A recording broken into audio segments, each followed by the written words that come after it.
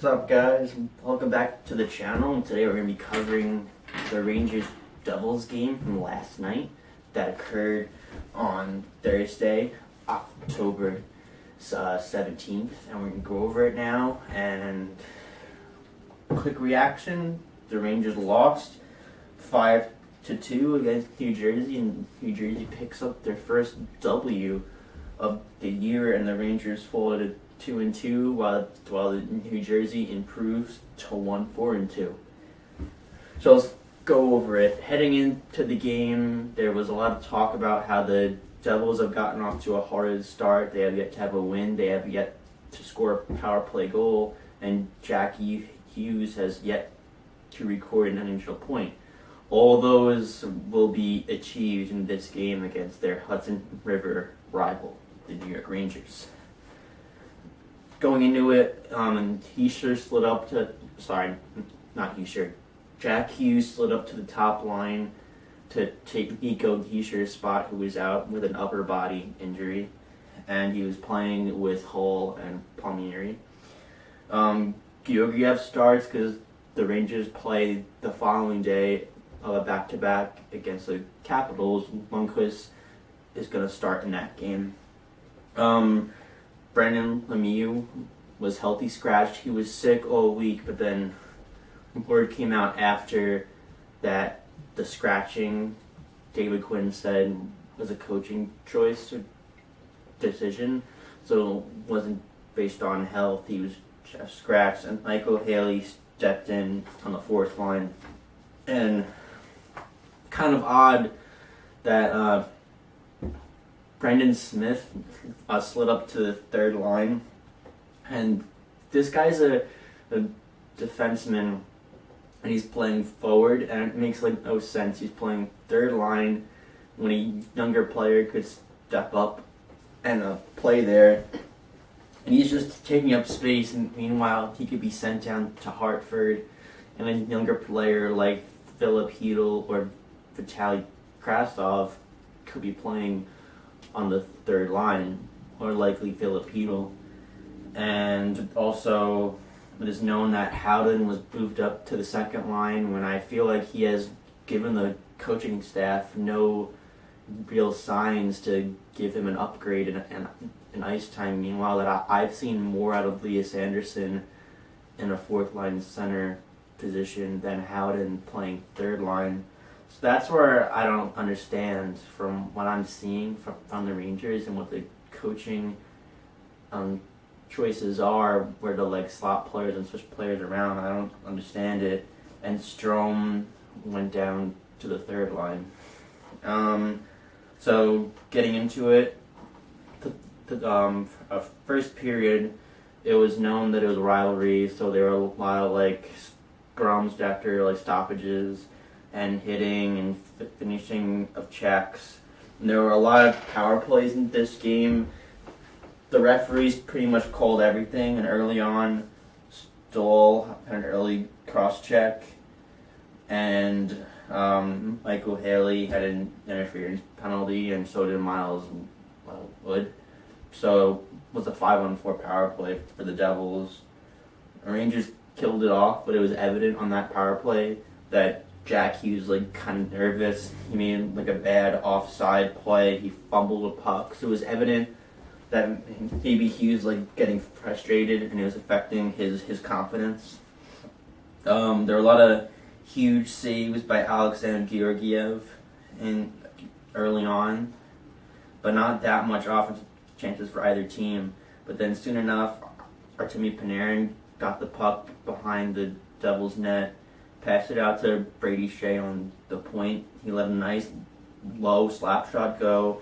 It got through, and Tony DeAngelo, who was in deep on the forecheck, and he's a defenseman, so that was kind of odd. But anyways, he pots home the shot from Shea off a rebound, and he scores, and it was assisted by Pavel Buchnevich, because it kind of caromed off him, and DeAngelo shot it in, and Shea got the secondary assist. But not soon after that, Blake Coleman of the Devils, it was a bad line change, and there were 3 players on surrounding him, though, and the Rangers were able to get back and close him off, and they let him shoot and let Alexander Georgiev see the whole entire shot, and the shot hits him in his helmet and goes like through his pads and into the net somehow. It was kind of an unlucky goal.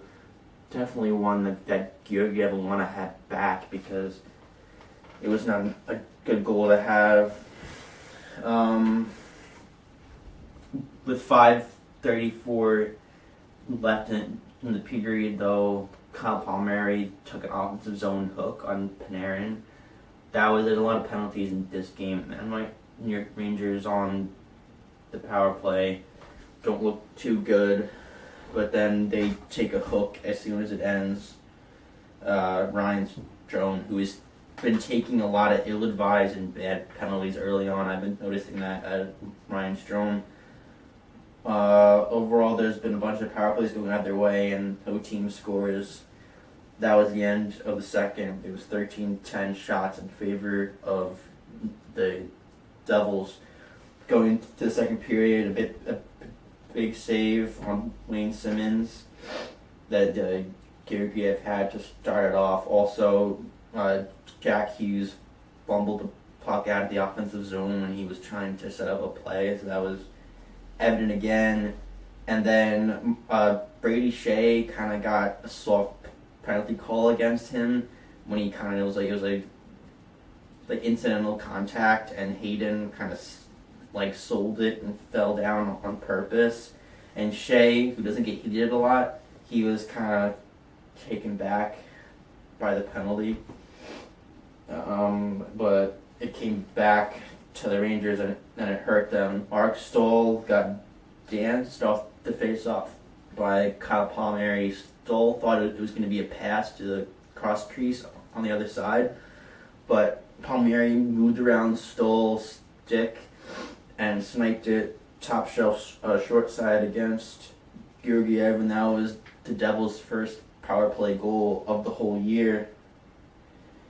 And then soon after that, Arsen Panarin held Subban, and the Devils were back on the power play, but the Rangers killed it off. And Artemi, when he was out of the penalty box, he got the puck in the zone, and he set up Kreider, but Mackenzie Blackwood made an amazing stop. That was also evident that Mackenzie Blackwood, the second-string goalie for the Devils, started, and he looked solid tonight, or last night, as I'm filming it the day after. Also going on in the middle of the second period, around there, Hall kind of made a high headshot hit on Adam Fox. Shea jumped on Hall. Fox was shaken up, even to the locker room, but he later came back. He probably just had to go through the concussion protocol, and they got him out of there. It looked like the head was the principal point of contact on the follow-through, but it seemed like more of an elbow than anything else, and it didn't seem that vicious, seeming that Fox was able to come back. A lot of the guys, and Quinn especially, was wanting a 5-minute major in game misconduct on Taylor Hall, but I don't think it could have been that. It wasn't a malicious hit, but it wasn't like a true blatant headshot, so that's why I feel they got it correct and just called it a power play for the Rangers. But Hall ended up getting two penalties for elbowing and roughing, and then Shea got the other penalty for jumping him. So it was a 5-on-4 power play, and the Rangers couldn't score. And after that, Matt Tennyson, who was in there because Annie Green is injured, he was called up from the AHL. He had a puck on the point, shot it through. Jack Hughes made the deflection, but then it went off Miles Hood in front, and they scored, and it was Jack Hughes' first NHL point. And again, another weak penalty when Jesper Bratt tripped up Kako. It seemed kind of the weak call So it was going either way for penalties, and the refs were just calling anything.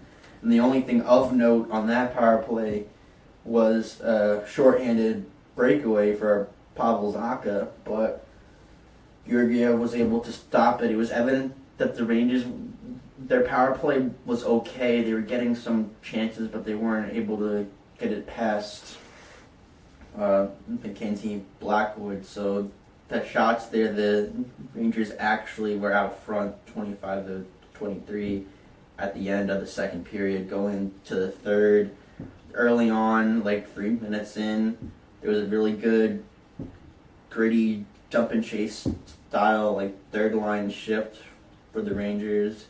Brandon Smith had it behind his own net, passed it out to Ryan Strome. He shot a backhand shot. Blackwood saved it, and Frost banged in the shot for a nice rebound goal.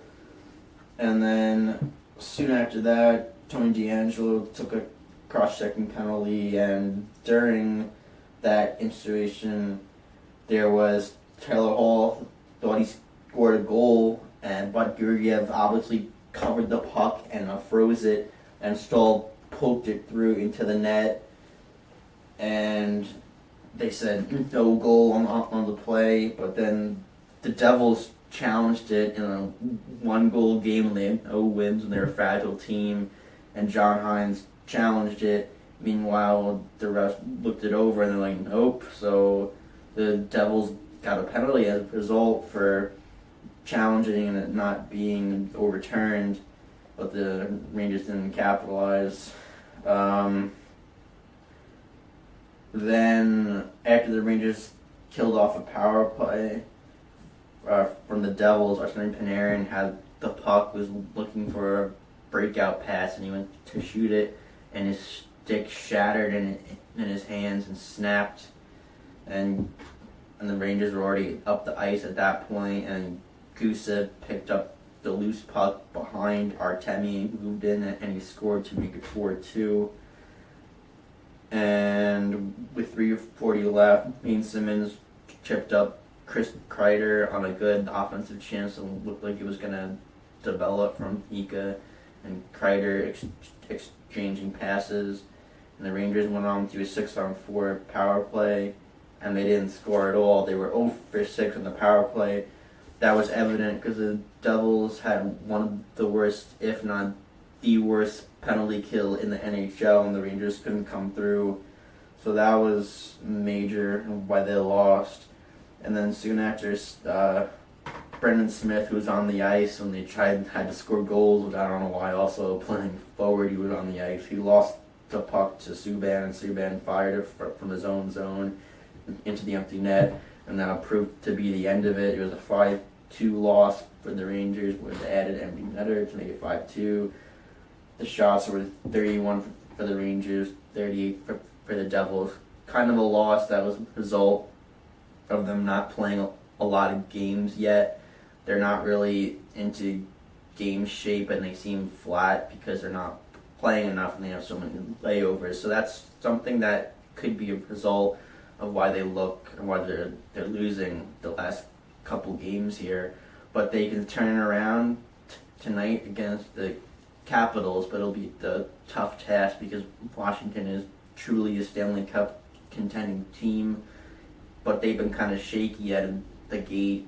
Braden Holtby has certainly gotten off to a slow start, so the Rangers would look to take advantage of possibly a low confidence level in Holtby and try to squeak out a win against a tough Metro opponent tonight.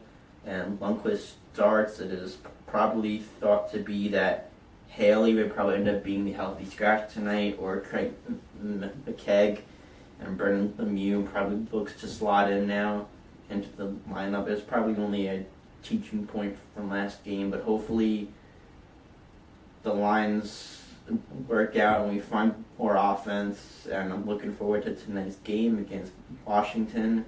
I'm hoping for a win, as we all are, and thank you guys for tuning in to New York Sports Central. Like, comment, and subscribe, and I'll talk to you later about the next game. and I'll see you. Thanks for watching.